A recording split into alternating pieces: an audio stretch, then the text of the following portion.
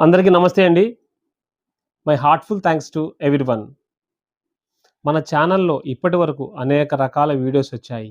అంటే సివిల్ కేస్‌కి సంబంధించిన, క్రిమినల్ కేస్‌కి సంబంధించిన, ఎన్ఐ యాక్ట్‌కి సంబంధించినవి, ఎల్ఎల్‌బి స్టూడెంట్స్‌కి పనికొచ్చే విధంగా మరియు జూనియర్స్ ప్రాక్టీస్ చేయటానికి, కామన్ పీపుల్‌కి సంబంధించిన వీడియోస్ అన్నీ వచ్చాయి.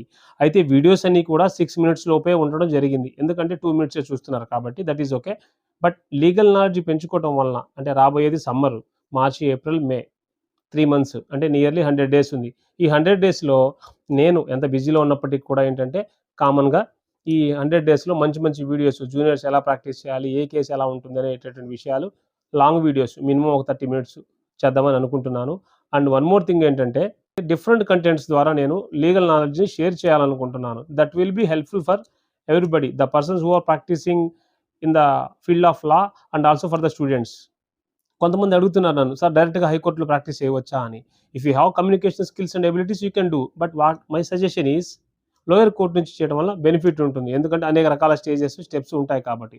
సివిల్‌లో ఏంటంటే ఎక్కువగా కోర్ట్ వర్కే ఉంటుంది. క్రిమినల్‌లో పోలీస్ ఇన్వాల్వ్‌మెంట్ ఉంటుంది కాబట్టి ఆ వీడియోస్ కూడా నేను చేశాను.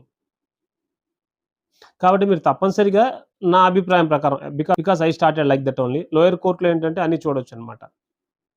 స్టేజెస్ డిఫరెంట్ డిఫరెంట్ ఉంటాయి.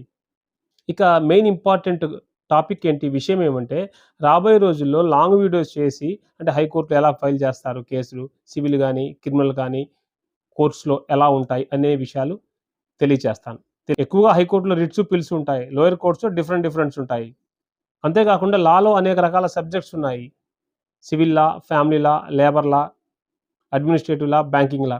అయితే ఒక కేసు మన దగ్గరకొచ్చినప్పుడు అది ఏంటి అనేది మనం ఐడెంటిఫై చేయాలి. ఎలా ఫర్ ఎగ్జాంపుల్ ఒక క్లయింట్ వచ్చాడు. సార్ నాకు డబ్బులు ఇవ్వలేదన్నాడు. లేదు భార్యాభర్త ఉన్నారు. లేదు ఒకతనొచ్చి జాబ్‌లో సాలరీ ఇవ్వట్లేదన్నారు. అతను చెప్పిన సమస్యని బట్టి ఇది ఏ లా, ఏ సెక్షన్, ఎలా ఫైల్ చేయాలి, ఏ జ్యూరిస్డిక్షన్ పరిధి కిందకొస్తుంది. అంటే ఈ కేసు డిస్ట్రిక్ట్ లెవెల్‌లో ఉందా? టౌన్ లెవెల్‌లో ఉందా? లేదు వాళ్ళేమైనా రిట్ పిటిషన్ ఏయమన్నారా? లేదు డైరెక్ట్ హైకోర్ట్‌లో ఫైల్ చేయమంటున్నారా? లేదు ఆల్రెడీ చేసున్నారు. కేసు వాళ్ళకి న్యాయం జరగలేదు. అప్పీల్ చేయమంటున్నారా? కాబట్టి జూనియర్ అడ్వకేట్ గారు తప్పనిసరిగా ప్రాక్టీస్‌లో ఉన్నప్పుడు అన్నీ గమనించుకోవాలి. నెక్స్ట్ వీడియోస్‌లో ఏంటి 30 మినిట్స్ వీడియో అంటే లెంతీ వీడియో. ఇంపార్టెంట్ అంటే స్ట్రెయిట్‌గా ఏం చేయాలి మనము ఒక కేసొచ్చినప్పుడు, ఏ స్టెప్స్ ఫాలో అవ్వాలి అనేటటువంటి విషయాలు తెలియపరుస్తారు. దానికోసమే ఈ బేసిక్ ఇన్ఫర్మేషన్ అంతా చెప్పాను. మన ఛానల్‌లో డిఫరెంట్ కంటెంట్స్ రావటం వలన జూనియర్స్ ప్రాక్టీస్ చేసే ముందు ఎందుకంటే వచ్చేది సమ్మరు. ఈ 100 డేస్ నేర్చుకున్నట్లయితే what is what civil, criminal, family law అన్నీ నేర్చుకున్నట్లయితే బేసిక్ స్ట్రక్చర్ నేర్చుకున్నట్లయితే మనకి ప్రాక్టీసింగ్‌కి బాగుంటుంది. అంతేకాకుండా ఏఐబీ 21 రాబోతుంది. అంటే ఎగ్జామ్ కూడా కండక్ట్ చేస్తారు. దాంట్లో పాస్ అయిన తర్వాత కొంతమంది స్టూడెంట్స్ ప్రాక్టీస్ స్టార్ట్ చేస్తారు. Some people thought after passing all these things I can practice. They are thought like that only.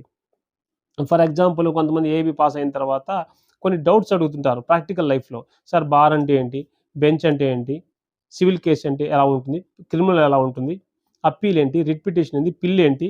అంటే కోర్టు టెర్మినాలజీ. ఫర్ ఎగ్జాంపుల్ కోర్ట్‌కి వెళ్ళినప్పుడు ఒక జడ్జి గారు, లాయర్ గారే కాకుండా bench clerk, administrative officer, steno గారు ఇట్లా రకరకాల అధికారులుంటారు. ఏ అధికారులు మన కేస్‌లో ఇన్వాల్వ్ అయ్యుంటారు?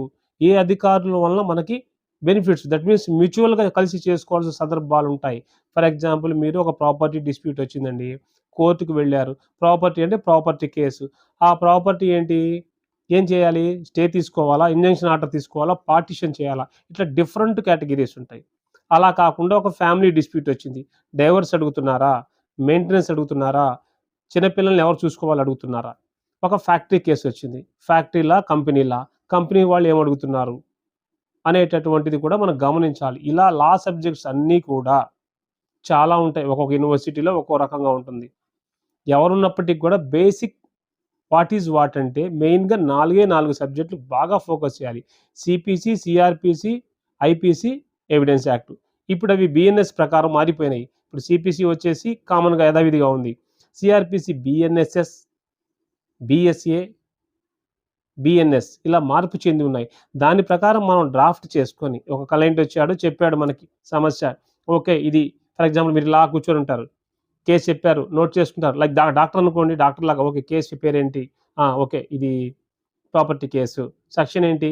అని మీరు రాసుకొని, అలా చూసుకొని రాసుకొని, నోట్ చేసుకొని, దాని తర్వాత గ్రౌండ్ వర్క్ చేసుకొని తర్వాత క్లయింట్ గారితో మాట్లాడి, సార్ ఇది మీ కేసు ఇలా వస్తుంది, ఇలా రిలీఫ్ వస్తుంది. ఏ కోర్ట్‌లో వేయాలి? ఎంత ఫీజు ఉంటుంది? ఫీజు ప్రాసెస్ ఫీజ్ సరిగ్గా కట్టకపోయినా, సెక్షన్ తప్పు రాసినా, లేకపోతే జ్యూరిస్డిక్షన్ తప్పు రాసినా కూడా కోర్ట్ వారు రిజెక్ట్ చేయటము జరుగుతుంది. అబ్జెక్షన్ పెట్టడం జరుగుతుంది. తర్వాత మరలా మీరు వెళ్లి దాన్ని సీరియల్‌లో పెట్టి నంబరింగ్ చేసి ప్లీడింగ్స్‌కి టైం పడుతుంది. కాబట్టి పక్కా డ్రాఫ్టింగ్, పక్కా సెక్షన్స్ రాసినట్లయితే కేసు యాక్యురేట్‌గా, పర్ఫెక్ట్‌గా పోతుందనేటటువంటి విషయాలు కూడా నేను కమింగ్ వీడియోస్‌లో లెంతీగా చేస్తాను. లెంతీగా అంటే ఒక 35 మినిట్స్‌లో మనకి క్లియర్‌గా మాక్సిమం ఒక 10 మినిట్స్ లోపే వాట్ తెలిసే విధంగా చేయటం వలన అవగాహన వస్తుంది. జూనియర్ ఎప్పుడైతే కోర్ట్‌లోకి వెళ్ళగానే కొత్తగా ఫర్ ఎగ్జాంపుల్ కొత్తగా అప్పుడే పాస్ అయ్యి బయటకొచ్చాడు. లోపలికి వెళ్ళాడు అనుకుందామండి. వెళ్ళంగానే ఆయనకు ఒక సీనియర్ గారు చెప్తారు, "బాబు ఇవాళెళ్లి నువ్వు కౌంటర్ ఫైల్ చేయి" అన్నారు. లేదు సీనియర్ గారు చెప్తారు, "బాబు ఇవాళ డేట్ మార్చుకొని రా" అని చెప్పారు.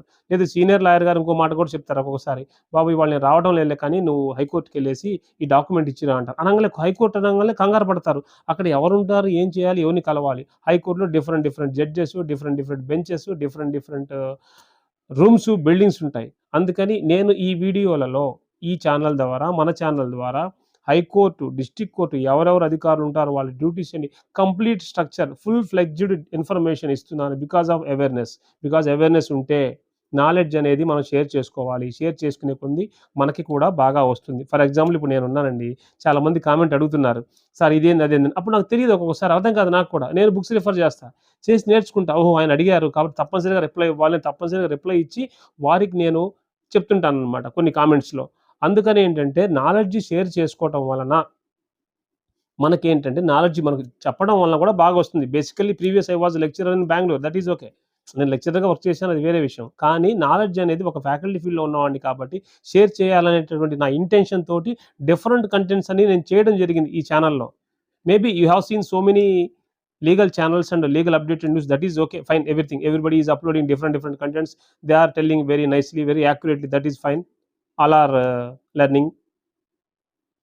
అయితే నా తరపు నుంచి నేనేంటంటే తప్పనిసరిగా మంచి వీడియోస్, మంచి నాలెడ్జి అందించి జూనియర్స్‌కి కానీ, ఎల్ఎల్‌బి చదువుతున్నప్పుడు ఎలా ప్రిపేర్ అవ్వాలి? టిప్స్ ఏంటి? సబ్జెక్ట్ ఎలా డిజైన్ చేసుకోవాలి? ఏమేమి ల్యాండ్ మార్క్ జడ్జిమెంట్స్ ఇంపార్టెంట్ ఇండియాలో ఉన్నాయి? ఏ సబ్జెక్ట్‌కున్నాయి? అంటే ఒక ఫ్యాకల్టీ క్లాస్ లాగా కూడా కొన్ని సబ్జెక్ట్ చెప్పాలనుకుంటున్నాను. ఏది జనరల్ కంటెంట్స్‌తో పాటుగా చెప్పాలనుకుంటున్నాను. కొంచెం స్పీడ్‌గా మాట్లాడాననిపిస్తుంది. I don't mind because I have a lot of works in the court and also so many things. Today is the Friday. I have taken this video. Whatever the things are there, I am planning to upload different contents for the juniors and common people and all those things. You can utilize these things. ఈ అవకాశాన్ని మీరు ఉపయోగించుకోవాలని కోరుకుంటున్నాను. ఎందుకంటే my Moto is sharing the knowledge to the common people and junior advocates, students also. That's my main intention. ఎందుకంటే ఇవాళ legal నాలెడ్జ్‌లో drafting main important. ఎందుకంటే English abilities, communications ఉండాలి. కోర్ట్‌లో రకరకాల టెర్మినాలజీలుంటాయి మనకి తెలియకుండానే. ఏమంటారు? సార్ ఇవాళ కౌంటర్ అయింది సార్ అంటారు ఒకళ్ళు. ఒకళ్ళొచ్చి సార్ ఓఎస్ అంటారు. మనకంటే ఓఎస్ అనంగానే ఏంటా అనుకుంటాం. ఒకళ్ళొచ్చి సార్ ఇవాళ ఓపీ ఉంది సార్ అంటారు. ఓపీ ఎంతవరకు వచ్చింది సార్ అంటారు. Original petition. సూట్ ఏంది? ఓఎస్ ఏంది? ఓపీ ఏంది? ఈపీ ఏంది? ఐఏ ఏంది? ఇలా రకరకాల లీగల్ టెర్మినాలజీ కొత్త టర్మ్స్ ఉంటాయి. తర్వాత ఏ1 అంటారు, అక్యూజ్డ్ 1 అంటారు, PW prosecution witness, plaintiff, defendant, decree, judgment debtor, decree holder, ఇట్లా రకరకాల పేర్లుంటాయి. ఆ పేర్లన్నీ తెలిసి ఉండాలి కాబట్టి అవి కూడా పేర్లు కూడా నేను 1 బై 1 చెప్తాను. వీడియోస్ లెంతీగా చూడండి. టైం స్పెండ్ చేయండి. Why I am always telling these things means legally మీరు పక్కాగా నేర్చుకుంటే 1 ఇయర్‌లోనే సక్సెస్‌ఫుల్ అడ్వకేట్ అయ్యే ఛాన్సెస్ ఉంటాయి. స్పీడ్‌గా అంటే successful means you are filing accurately, you are dealing, you are pleading accurately, you can accurate that. That's my motto.